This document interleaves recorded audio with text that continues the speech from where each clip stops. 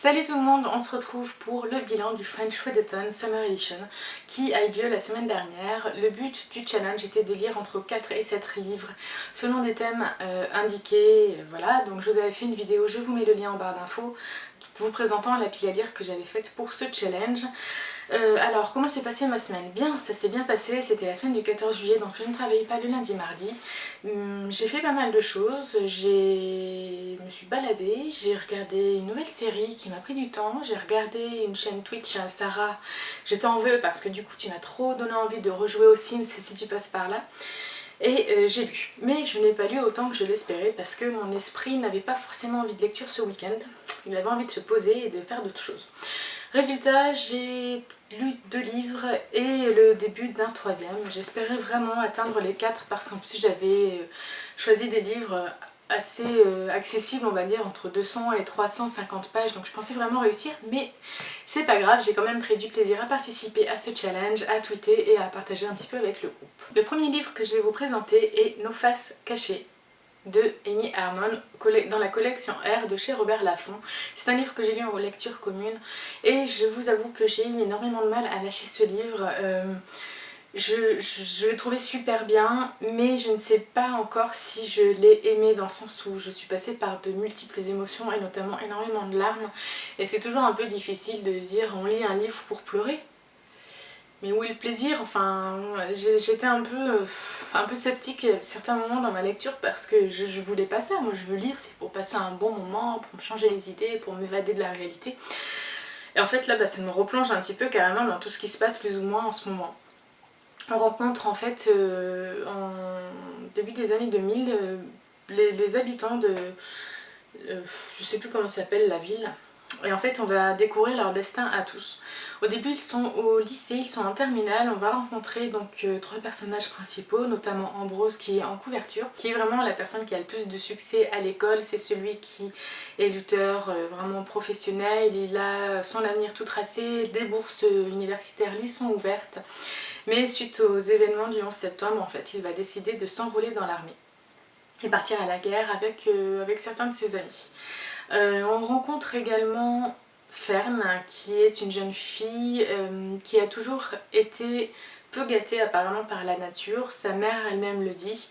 Donc elle a développé, on va dire, d'autres choses pour pouvoir prendre confiance en elle, notamment son intelligence, elle est très cultivée, elle est aussi très altruiste. Elle prend particulièrement soin de son cousin Bailey qui est atteint de la myopathie de Duchenne et du coup elle sait que ses jours sont comptés et que la durée de vie d'une personne touchée par la myopathie n'excède pas forcément, on va dire, un âge bien avancé. Donc elle passe beaucoup de temps avec lui depuis sa plus tendre enfance et ils sont très très proches. On va découvrir ainsi leur vie principalement à tous les 3 et puis un petit peu à ceux de leur entourage, donc que ce soit les amis d'Ambrose ou la Rita par exemple, la copine proche de Fern. Et on va voir un petit peu comment leur avenir va être écrit, ce qui va leur arriver, les choix qu'ils vont faire, qu'ils soient bons ou mauvais. Ce livre c'est à la fois une refonte, on va dire, un petit peu de La Belle et la Bête, parce que c'est vrai que par rapport à ce qui se passe, on a le conte, enfin moi principalement de Disney en tête. C'est sûr qu'à plusieurs moments j'ai pas pu m'empêcher d'y penser. C'est très bien écrit, l'auteur sait parfaitement manier les mots et jouer avec nos émotions.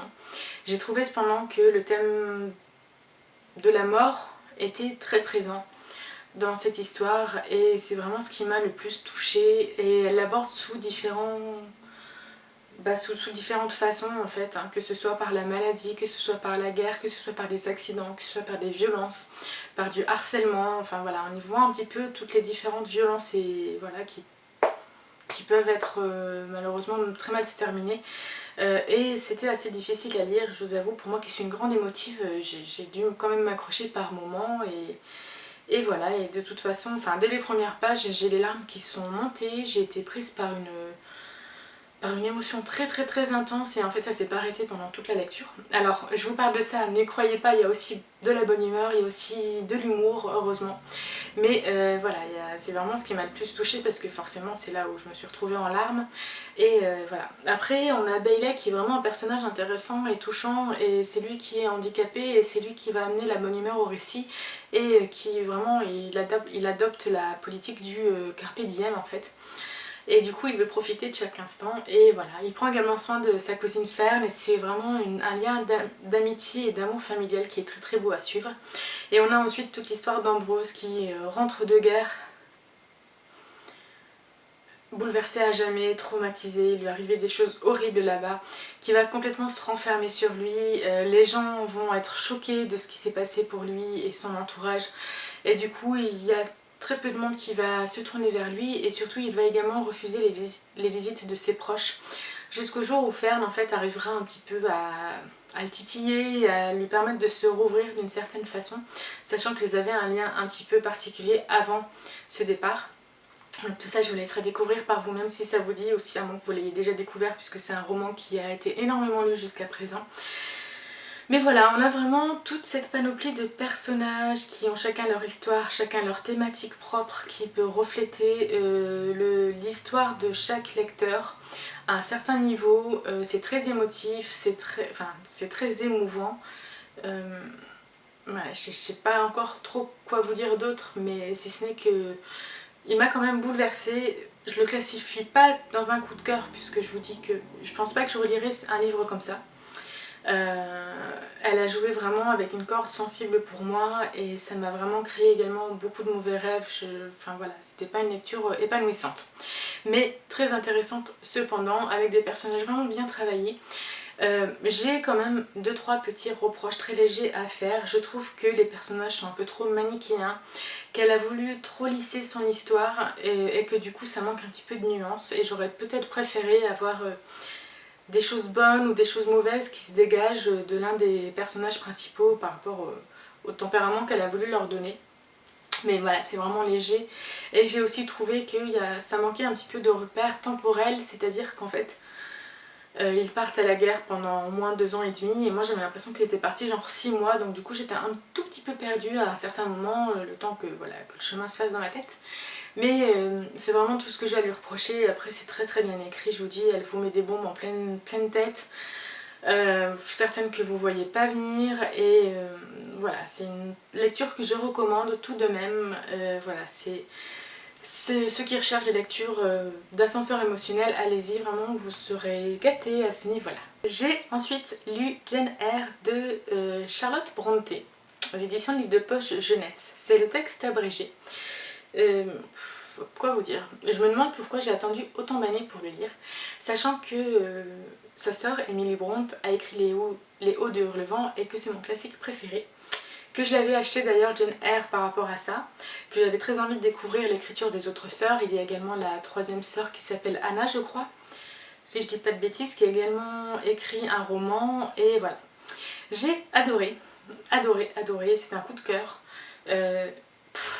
J'ai aimé l'écriture de l'auteur, c'est juste magnifique, c'est délicat, elle nous transporte au 19e siècle en Angleterre, c'est beau, c'est vraiment... Elle dépeint la société du 19e siècle. Jane, on la rencontre quand elle est petite fille. D'ailleurs, je m'attendais à ce que ce soit vraiment l'histoire de son enfance pendant tout le livre, donc j'ai été assez surprise à ce niveau-là. On voit qu'elle a été adoptée, qu'elle est orpheline, donc elle a été adoptée par son oncle qui est malheureusement décédé, et que du coup elle est mise sous tutelle auprès de sa tante, qui a également des enfants, 2 filles et un fils.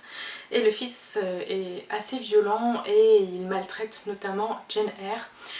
Les gouvernantes de la maison n'ont pas plus de respect pour cet enfant qu'ils trouvent qu'elle est possédée par le diable. Donc c'est vrai qu'à ce moment-là, la religion était vraiment très très présente, surtout dans ce genre de famille, dans ce genre de pension, où voilà, on éduquait vraiment à la plupart des enfants le catéchisme, la religion, le bien, le mal, voilà. Donc j'ai vraiment aimé cette histoire. L'histoire prend un tournant différent quand Jane va partir en pension pour filles, où elle va rencontrer notamment une jeune fille qui va devenir son amie, et on va suivre son histoire à partir de là. J'ai trouvé ça magnifique, c'est une histoire d'amour ensuite, parce qu'elle va tracer son chemin et elle va rencontrer l'homme chez qui elle va travailler, donc Monsieur Rochester, et c'est juste une relation mais fusionnelle et c'est une alchimie intelligente en fait, c'est une alchimie spirituelle, une alchimie de l'esprit, et ils vont avoir des dialogues super intéressant à suivre, ils vont vraiment avoir du répondant l'un et l'autre. On voit que voilà, ils sont tous les deux cultivés et ils vont se rapprocher petit à petit l'un de l'autre. Voilà. Il va y avoir du drame, il va y avoir des événements qui m'ont brisé mon petit cœur, à moins haute dose que Nos Faces Cachées, mais qui m'ont brisé et je me suis dit oh non, pauvre Jen, mais comment c'est possible et comment ça va se passer par la suite. Et voilà, c'est un personnage que j'ai beaucoup aimé. Alors les personnages sont tourmentés. Entre Jen, je vous dis, qui est déjà orpheline, Monsieur Rochester qui a également un vécu très intéressant à découvrir, et tous les personnages autour d'eux. J'aime beaucoup aussi les écrits des sœurs Brontë parce qu'en fait elles s'inspirent vraiment de ce qui s'est passé dans leur vie, de leur famille, des différents drames qu'elles ont vécus. Et voilà, j'ai apprécié du coup découvrir un petit peu tout ça. Alors entre deux, j'avais lu un chapitre sur ma liseuse, donc en texte intégral, et j'ai découvert qu'il y avait vraiment beaucoup plus d'informations et de détails, donc je pense que là je l'ai terminé parce que je voulais pas l'arrêter pour lire autre chose pendant Functionalism, mais je pense que je relirai la version complète, un de ces quatre, et j'espère peut-être avant la fin de l'année parce que c'est vraiment une histoire qui mérite de prendre le temps d'être lue et de l'apprécier tout autant. Enfin, on en vient à ma lecture du moment. Il s'agit de Et puis Paulette de Barbara Constantine. Donc j'ai lu pas grand chose, j'ai même plus mon marque-page. Ouais, j'ai lu à peu près 60 pages, donc c'est vraiment rien du tout sur 270. Et j'aime beaucoup, c'est frais, ça se passe dans la campagne, on rencontre différents protagonistes. Donc il y a un vieux monsieur qui va aider une vieille dame qui pensait qu'elle allait essayer de se suicider. En fait non, c'est juste qu'elle pensait à d'autres choses.